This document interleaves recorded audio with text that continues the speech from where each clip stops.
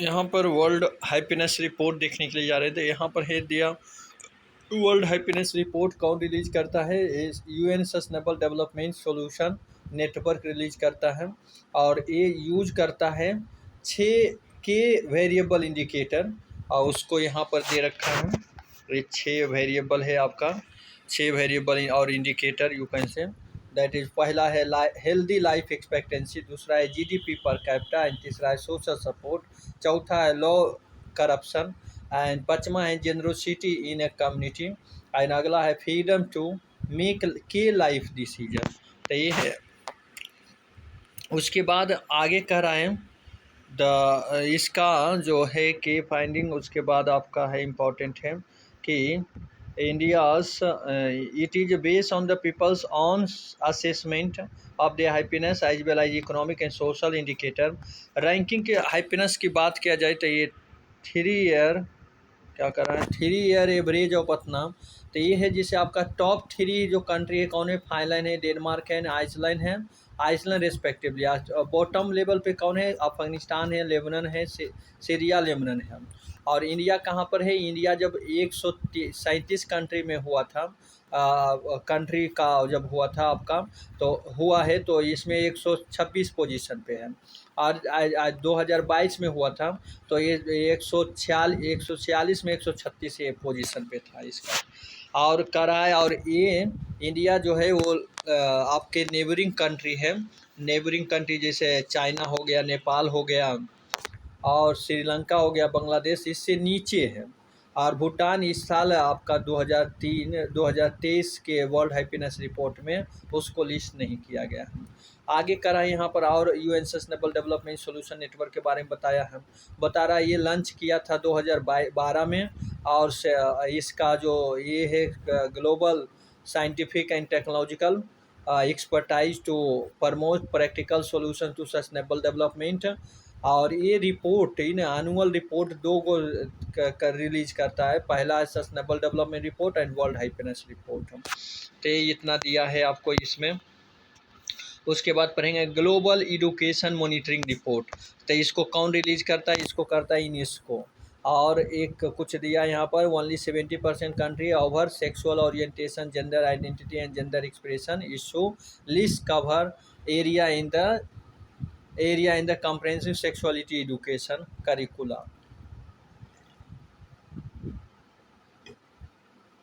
Kara only 20% country have law and 39% have a national policy that specifically address sexuality education। And third में बता रहे sexuality education in primary education is compulsory in 68% country and in secondary education 76। Contraception issue are covered in the school curriculum in 2/3 of the country। उसके बाद क्या है? उसके बाद आपका नेक्स्ट है टॉपिक वो है इंडियन लिटरेसी प्रोग्राम। ये क्या कह रहा है भाई? ये कह रहा है first foundational literacy and numeracy assessment held this year. और ये है आपका कह रहा है ये अंडर द नव Bharat Saksharta Karyakram new India literacy programme and a 10th state and UT to assess the basic reading, writing and numeracy skill of the neo literate 15 year neo literate में कौन आएगा? 15 year and above the age group participate in the event so that they can declare as a literate or qualifying। तो उसके बाद आपका बोला है ये क्या है? ये सेंट्रल स्पॉन्सर स्कीम है फाइनेंशियल ईयर 2022 से 27 तक। The scheme is an align with the recommendation of the national education policy. A scheme target all non-literate of the age 15 year and above in the country with focus of female educationally backward class state। It has 5 component। 5 component कौन कौन सा है? 5 component है। पहला है critical life skill, basic education, vocational skill and continuing education. आगे करा scheme is to implement through the volunteer teacher and student of a school and higher education institution and teacher educational institution. और करा target of financial year 2022 से 27 तक के 5 crore learner crore पर 1 crore per year by using online teaching learning assessment system in a collaboration with the National Information Center NCR and NIN। यहाँ neo literate को ये term को ये क्या है, ये नियो लिटरेट का मतलब क्या है? एक इट इज एन एडल्ट और adolescent who did not and could not make use of available education opportunity on time. Time पे जो नहीं एजुकेशन जिसको मिला है लेकिन फिर भी अब बाद में वो चाहते हैं पढ़ने के लिए, उसके लिए नियो लिटरेट शब्द यूज हुआ है। Who at later stage acquire the skill of literacy through formal and non formal approach. Neo literate हैं भाई जो टाइम पे, जिसे मान लो 6 class 8 class 10 6 year 9 year 10 year के बिटवीन में नहीं पढ़े, लेकिन उसके बाद जैसे 15 साल 18 साल में उसको पढ़ने का मन कर रहा है और सीखे हैं, मे बी वो फॉर्मल के थ्रू और इनफॉर्मल के थ्रू, तो उसे नियो लिटरेट बोलते हैं। आगे बोल रहा है nutritional crisis in adolescence girls and women. यहाँ तो देखेंगे न्यूट्रिशनल क्राइसिस क्या है, क्या करा, under nourish and overlook a global nutrition crisis adolescent girls and women release by the, कौन रिलीज करता है? UNICEF। ये कह रहा है nutritional status of girl women reproductive age कितना है? 15 to 49 and barrier they face in the assessing nutritional diet and utilising essential nutrition service. के फाइंडिंग क्या बोल रहा है भाई? के फाइंडिंग इससे रिलेटेड दिया है और वो बता रहा है, यहाँ पर देख लेते हैं जल्दी से। The more than 1 million adolescent girls and women suffer from undernourish deficiency in essential micronutrients and anaemia. South Asia and sub Sahara Africa are home to 68% of adolescent girls and women with undernourished and 60% with anemia. No region is on the track to between 2030 global target to reduce the anemia in the adolescent girls and women by half and low birth weight in the newborn by 30%. Gender gap in the food insecurity more than double between 2019 and 2021। Recommendation क्या है? Protection from ultra process food, और क्या expand large scale food fortification, expanding access to the social protection programme, और क्या है, और क्या भी फॉरवर्ड होगा? Elimination of discriminatory gender and social norms, ये भी होना चाहिए। Status of the under nourish in India, India में क्या इसका पोजीशन रहा है, क्या है?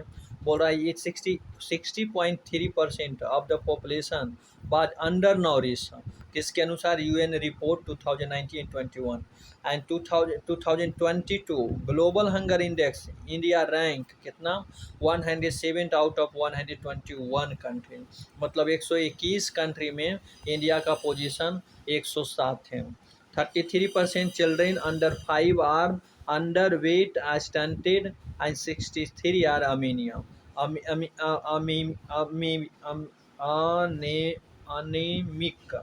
अनेमिक।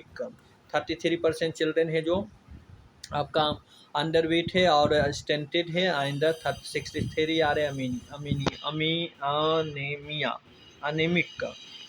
अनेमिक लिखा है यहाँ पर। Women business and law 2022 report, ये क्या कह रहा है भाई? ये कह रहा है आपका, देख लेते हैं।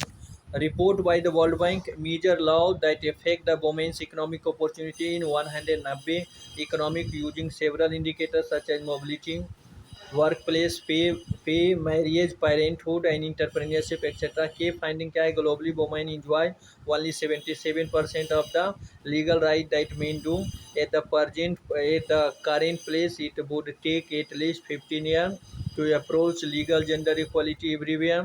Presented an index on the life cycle of a working woman in India, a score 74.4 out of the possible 100, and reforms needed in India, law affecting women's pay, law affecting women's work after having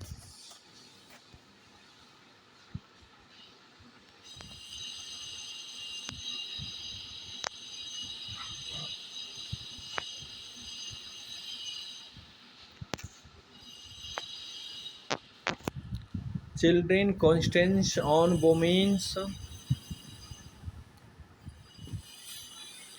women are starting running a business, gender difference in property and inheritance. Recommendation of India improve legal equality for women, mandating equal remuneration for work for equal value, allowing women to work at night and in the industrial job in the same way as men.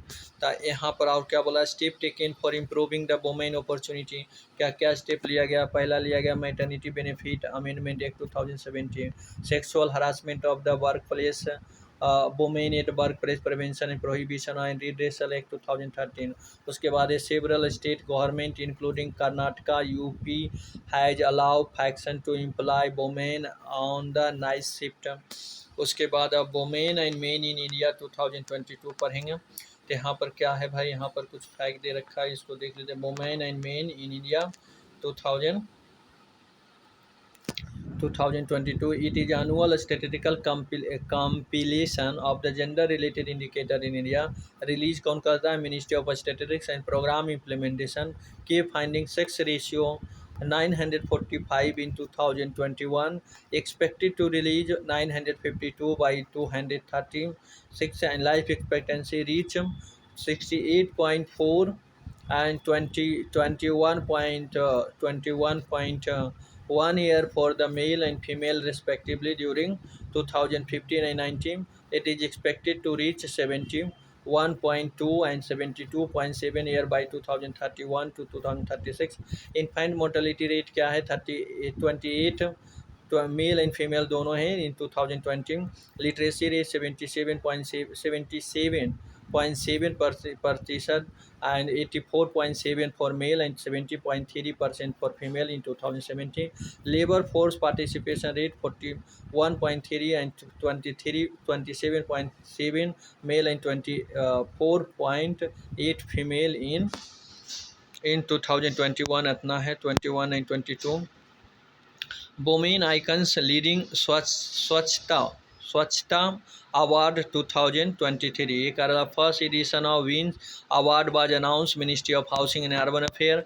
Award aim to recognise inspiring exemplary initiative in urban sanitation waste management by women led organisation and individual women. A state nomination will be evaluated at the national level on their innovativeness, impact and uniqueness as sustainability and replicability. आगे है स्वच्छ top sob 2023। ये क्या कर रहा है, स्वच्छ tops 2023 was launched by Ministry of Housing and Urban Affairs on International Zero Waste Day 2023। स्वच्छ tops of campaign aim at galvanizing participation and leadership of women to realize the goal of garbage free city। उसके बाद क्या है,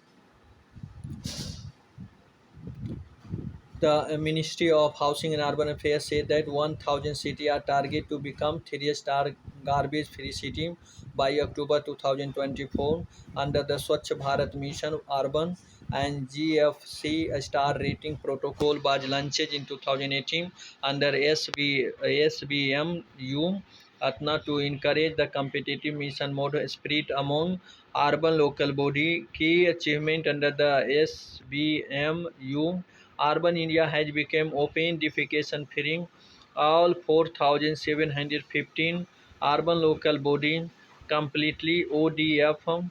3,547 ULB are ODF with functional and hygienic community public toilet, and the 1,191 ULBs are ODF plus with complete physical management. Waste processing in India has gone up by over 4 times from 70% in 2014 to 75% today. About SBM 2.0, it is being implemented a centrally sponsored scheme by MOHUA and envisaged to make all city garbage free. It focuses on source segregation of solid waste, utilizing the principle of 3R: reduce, reuse, and recycle, etc. for effective solid waste management. A star rating process follow declaration by the CTSA, declaration certificate by the state, and third party assessment and certification by the MOHU. पहला star देगा declaration of certificate by the state, and third party assessment is second star, and the certification by the MOU। ऐसे करके आपको star सब देंगे भाई। ये आपका ख़त्म हो गया।